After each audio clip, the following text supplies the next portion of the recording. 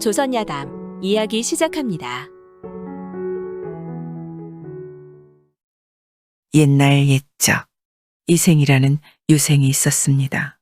이생은 어릴 적부터 대과에 급제하여 입신양명하리라는 꿈을 키웠지만 과거 시험장에 가기만 하면 매번 낙방이니 어느 때부터인가 글 공부를 내던지고 들로 산으로 다니며 무예를 닦았습니다. 온종일 골방에 틀어박혀 서책이나 보다. 이렇게 몸을 쓰니 살 것 같구나. 사서삼경을 달달 외면 무엇하랴. 입신양명의 꿈이 어찌 글로만 이루어질 테냐. 이생은 머지않아 치러질 무과시험을 준비하기 위해 열심히 활쏘기를 수련하였는데 정말 소질이 있었는지 활쏘기를 배운 지 얼마 되지 않아 쏘는 족족 관역 정중앙을 맞추었지요. 그러던 하루는 이생이 활쏘기 훈련을 마치고 집으로 돌아가는 길에 어느 집 부인 행차가 오는 것이 보였습니다. 어느 귀한 가문의 가마인지 행차 뒤로는 여자 하인 하나가 타발타발 걸어오는데 잠옷 예쁘지 않겠습니까? 이생은 그 여자 하인에게 반하여 어깨에 활을 걸어맨 채 가마 뒤를 따라갔지요. 이생은 혹 자신이 쫓아가는 것을 사람들이 눈치챌까 가마를 앞서거니 뒤서거니 하며 따라갔습니다. 그런데 건들바람 휙 지나가며 가마의 주렴이 들리는 틈으로 가마 안을 흘낏 보니 소복단장을 한 여인이 앉아 있는데 그야말로 절세미인이었지요. 이생은 정신이 황홀하여 여인에게서 눈을 뗄 수가 없었습니다. 네 집 여인이게 저렇게 곱단 말인가? 입이 다물어지질 않는구나. 이생은 가마 행차가 대체 어디로 가는지나 알아보리라 생각하며 가마의 뒤를 끝까지 따랐습니다. 가마는 큰 길을 따라 한참 가더니 어느 마을의 큰 집으로 들어가 버렸죠. 이생은 그 집 앞에서 멍하니 서 있었습니다. 실로 아름다운 여인이 젊은 나이에 어찌 소복을 입었단 말인가? 이생이 아름다운 여인의 모습이 눈앞에 아른거려 그 집 앞을 떠나지 못하고 오락가락 배회하는 사이에 어느덧 날이 저물었지요. 이생은 주막에 들어가 저녁을 먹고 밤이 깊어지자 활을 메고 낮에 보았던 여인의 집을 다시 찾아갔습니다. 그리고 그 집의 앞뒤를 두루 살펴보니 높은 담 옆에 큰 버드나무가 있으니 나무에 올라 뛰어내린다면 집 안으로 들어갈 수도 있을 것 같았습니다.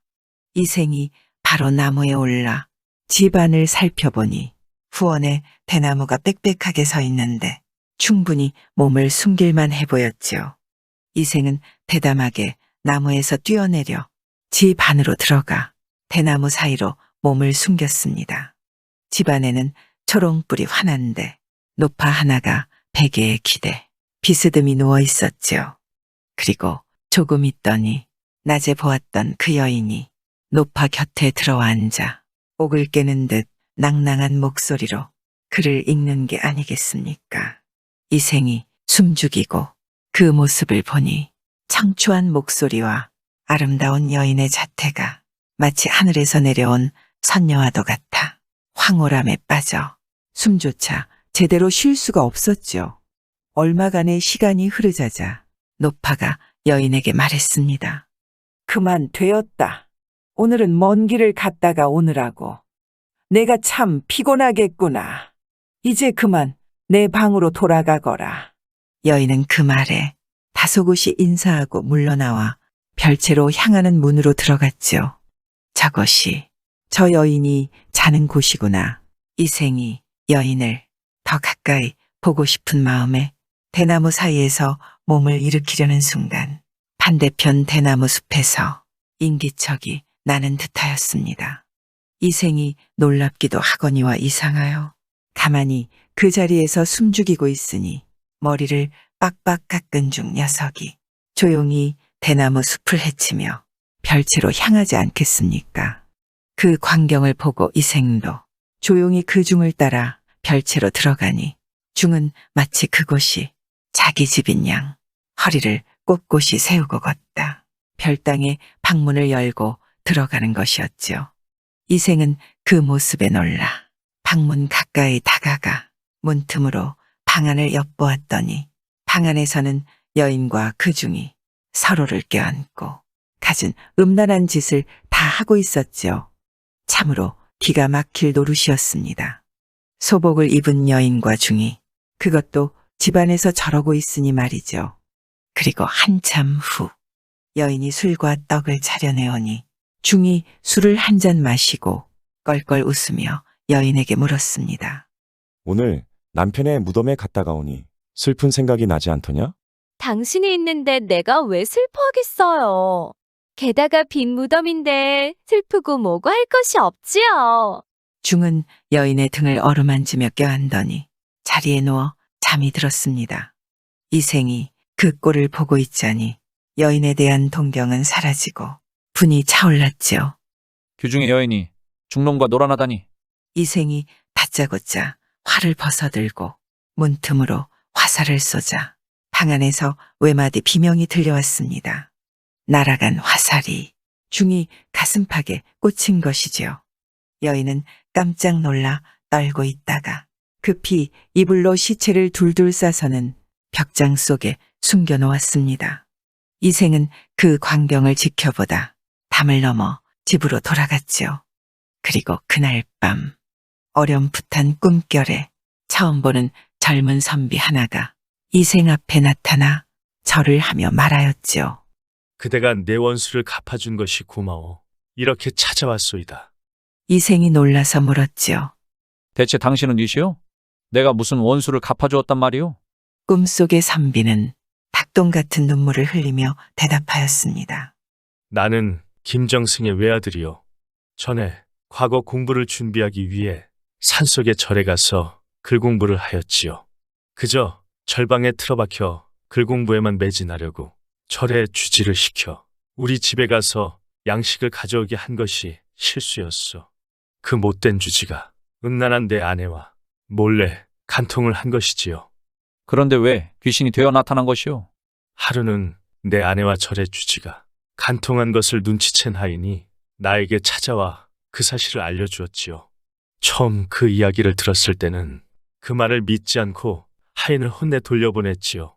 그런데 하루는 아내가 절로 양식을 들고 찾아왔는데 주지와 주고받는 눈빛이 이상했지요. 그래 돌아가는 아내의 뒤를 밟으니 외딴 움막에서 아내와 주지가 정을 통하는 것을 목격하게 되었어.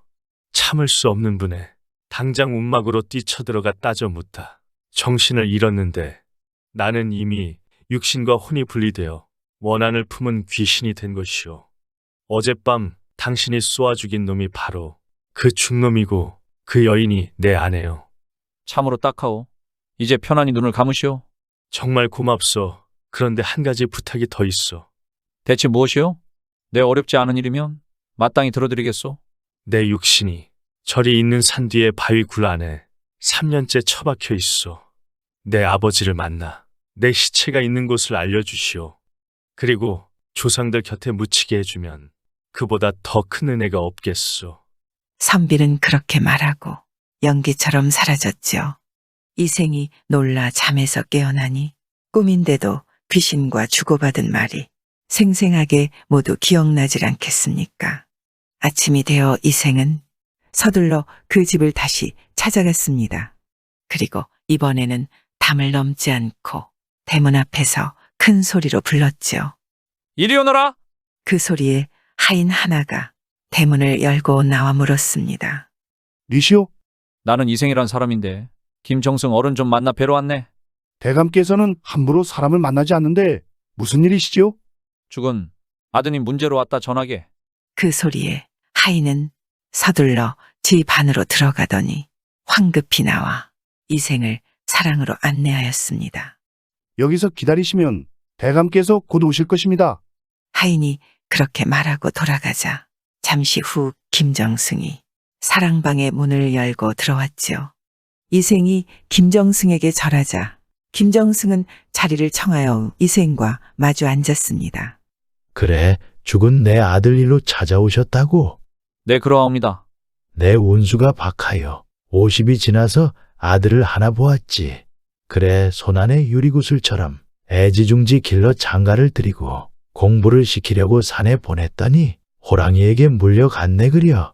아들놈 머리칼 한 줌이라도 찾으려 그렇게 산속을 찾아 헤맸건만 영 찾을 수 없으니 하는 말일세. 그래 지금까지 장례도 제대로 못 치르고 있네. 그런데 무슨 일로 나를 찾아온 것인가? 소생에게 집히는 데가 있으니 저를 따라가 보시면 시신이나마 찾으실 수 있을 것 같습니다. 그 말에 깜짝 놀란 김정승이 물었지요. 자네가 어떻게 그곳을 아는가? 저를 믿고 그저 따라와 보시면 아실 것입니다. 김정승은 황급히 옷을 차려입고 수행하는 하인과 무인 4~5명을 데리고 이생을 따라 산을 올랐지요. 이생이 꿈에 나타난 귀신이 알려준 곳으로 김정승과 함께 가니 정말로 숲을 사이로 조그만 굴이 보였습니다. 그런데 이생이 숲을 거두고 동굴 안을 보니 과연 시신 한 구가 있는데 그의 얼굴은 마치 살아있는 듯하였지요. 이생이 김정승을 불러 시신을 확인하니 정승은 아들의 시신을 끌어안고 통곡을 하였지요. 아이고 이놈아 아이고 여기에 이토록 차갑게 식어 있었구나. 아이고.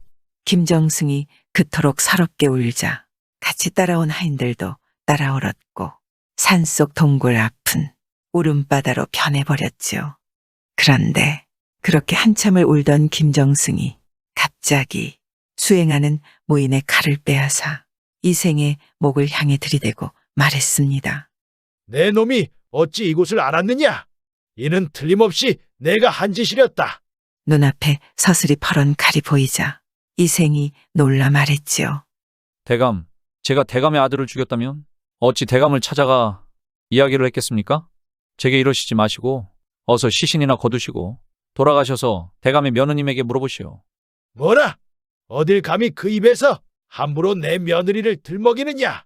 정 못 믿으신다면 며느리 방 안 다락 뒤에 증거로 될 만한 물건이 하나 있을 것입니다.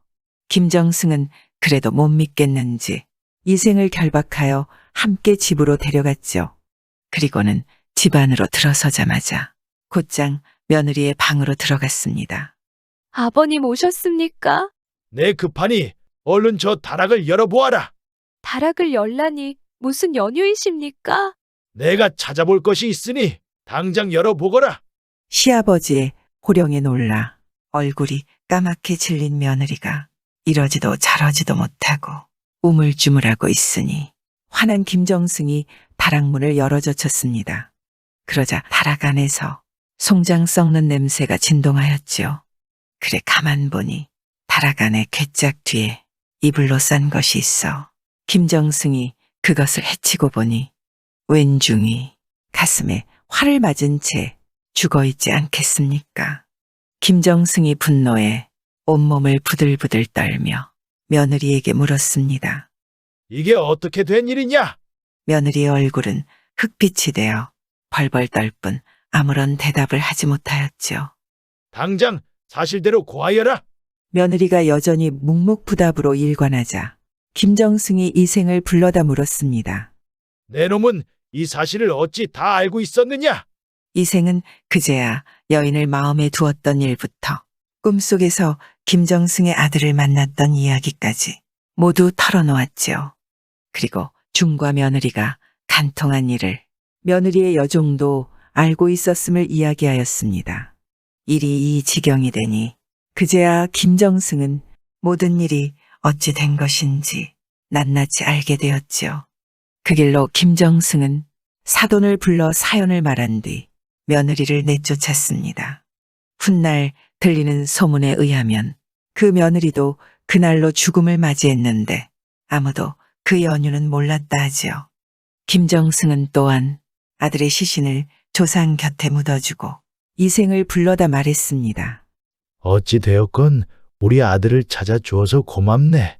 내 자네에게 조금이라도 성의를 표하고 싶은데 원하는 것이 있으면 말해보게나. 그러자 이생이 김정승에게 손사래를 치며 말했지요. 소인, 전혀 원하는 것이 없사옵니다. 잠시 이 댁의 며느리에게 못된 마음을 품었던 부끄러운 저를 용서해 주시는 것만이라도 황송하옵니다. 이생은 김정승의 호의를 거듭 거절하고 집으로 돌아갔죠. 그리고 그날 밤이었습니다. 이생이 잠이 들었는데 낯익은 선비가 또 꿈에 나타나 인사하지 않겠습니까? 그대의 은혜를 갚을 길이 없어. 이번 과거 시험 날짜가 멀지 않았는데 시험 제목인 즉 내가 평소에 지은 글이요. 내가 한번 외울 테니 써두시오. 시험장에 들어가 그대로 써바치면 틀림없이 합격할 것이오. 그리고 선비가 시 한 편을 읊는데 가을바람에 추억이 튼다는 제목이었죠. 꿈에서 깨어난 이생이 서둘러 붓과 벼루를 준비해 종이에 적어두었습니다. 그리고 며칠 뒤는 과거 시험을 보는 날이었습니다. 설마 하는 마음으로 이생이 과거 시험장으로 들어서 한참 후 시험 제목이 내걸렸는데 과연 귀신의 말대로였죠. 이생은 단숨에 시를 지어 시험지를 제일 먼저 냈습니다. 주풍은 소슬이 저녁에 일고 하늘은 트여서 높기만 하구나. 그런데 시험지를 내고 보니 그만 자기도 모르게 가을 추자를 쇠금자로 바꾸어 써낸 것을 알아차렸습니다. 허위를 어쩐다. 이미 낸 시험지를 돌려달라 할 수도 없고 내가 왜 그런 실수를 했지? 이생은 아쉬웠지만 어쩔 수 없이 시험장을 빠져나왔지요. 시험이 끝나고 당시 시험관 중 한 사람이 이생의 시험지를 보고 말하였습니다. 이 글은 정말 명문장이니 귀신이 지은 것 같네 그려. 우리가 시를 감상하는 걸 시험에 보려는 귀신이 지은 것은 아닌가? 그러자 죽천 김진규가 그 시를 보고 말하였습니다. 이것은 귀신이 지은 게 아닐세. 어째서인가? 귀신은 쇠를 꺼리는지라. 귀신이 지었으면 틀림없이 쇠금자를 안 썼을 것일세. 어찌 됐건 간에 참으로 명문장이요. 그리고 이생이 시험장 앞에서 합격자 명단이 나오길 기다리니 한참 후 이생의 이름이 가장 높은 곳에 걸려있지 않겠습니까? 이렇게 이생은 귀신 덕에 백과에서 장원을 하였고 그 벼슬이 훗날 병조판서까지 이르렀다 합니다. 구독과 좋아요와 함께 오늘도 좋은 날 되세요.